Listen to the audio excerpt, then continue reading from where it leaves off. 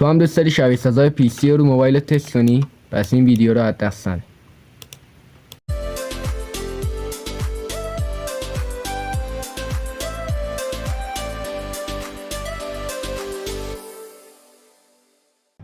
سلام، چطورید دوستان؟ امیدوارم که حال خودتون خوب باشه. امروز اومدم با ویدیو جدید. آقا براتون بلو استکس موبایل آوردم. آقا اف پی اس بالا، ضد لگ، قشنگ کلکی میتونید بازی کنید و بدون لگ حالش رو ببرید برای خودتون. برید من برام یه لحظه تو ترنینگ براتون تستش کنم که لگ نمیگیرم و بیام.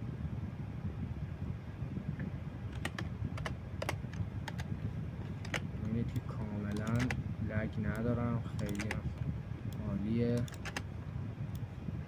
قشنگ هدا میزنید، قشنگ این ایزیه ها. عالیه بچه ها، امیدوارم که ویدیو خوشتون بیاد. بریم برای ادامه. دوستان بریم یه مشم براتون داخل لونگول تست کنم بهتون بگم.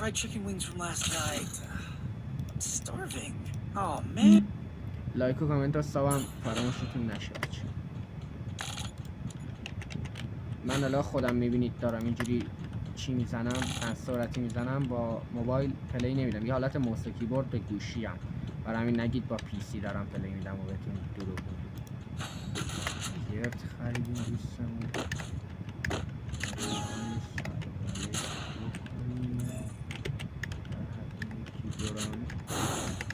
بیرون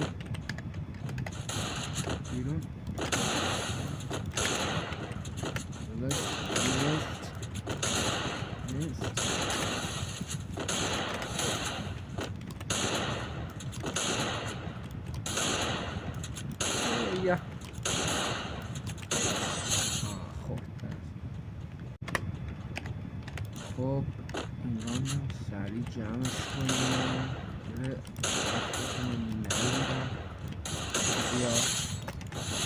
بچه ها میبینید که قشنگ داره میخوره و کاملا بدون لگ دارم پلی. این یه راندم بزنیم و بک بدیم، زیاد بچه وقتتون رو نگیرم. حالا ایران براتون یه دونه UMP تست میکنم.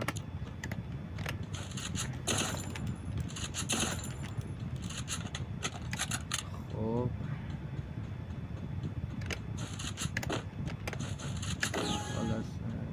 فایلم بچه ها داخل چنل تلگراممون هست، خواستید میتونید برید برش دارید و استفاده کنید، حال کنید. اینم از این داداشمون. بچه ها دیگه به زیادی وقتتون رو نمیگیرم، بریم برای آموزش فعال.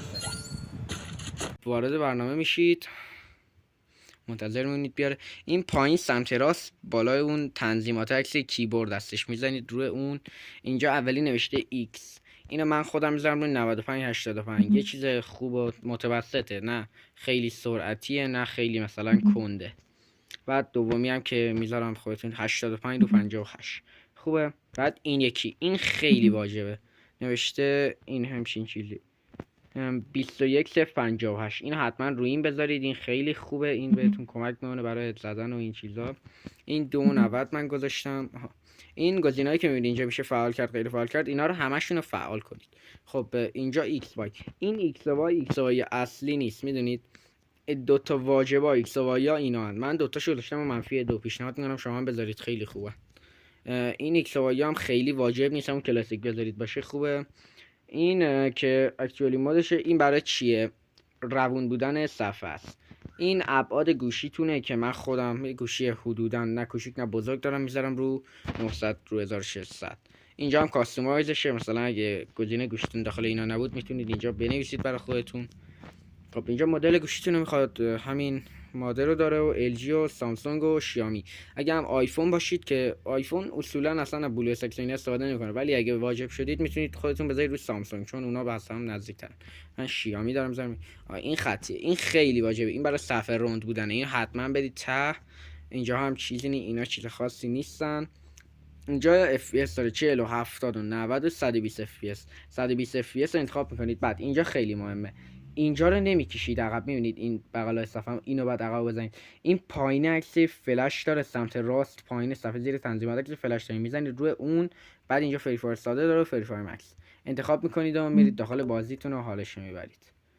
خب امیدوارم که ویدیو خوشتون اومده باشه. تا ویدیو دیگه، خدا نگهدار.